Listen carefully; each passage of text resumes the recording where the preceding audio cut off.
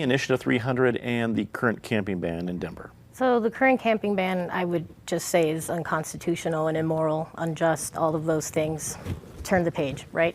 With respect to 300, I get frustrated because I find a lot of the backlash and pushback towards it to be fear-mongering coming from the city itself. I find it offensive that the city attorney's office has wasted its money and resources to send city attorneys out to neighborhood associations to fear-monger untruths, because they are untruths.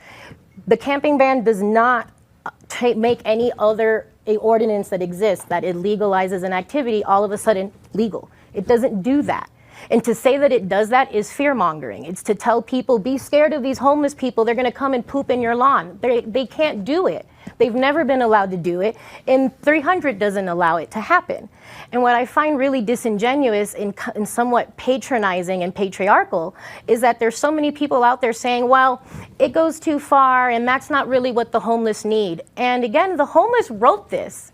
This is a community of organizations and individuals who have lived on the streets, who coalesced and wrote this. Who are we, some of us who've never been unhoused, to say, oh, that's not really going to help you, that's not really what you need or want? Where do we get off? I mean, these are individuals who live that life and who are saying, this is going to help me. And we're telling them, I think I know better than you. I don't think that's really what you need or want. I find that to be incredibly disingenuous and insulting. 300 is not going to create the problems that people are worried about, one. And two, what it will create is the conversation that needed to be happening 8 years ago. From many moons ago, right? I mean, to start with, 300 came up as an answer to this camping ban that never had anything to do with the homeless. It had to do with the individuals that were camping out with Occupy, with the Occupy movement. So it didn't even deal with the homeless. We've used it now to terrorize these homeless individuals and criminalize their existence.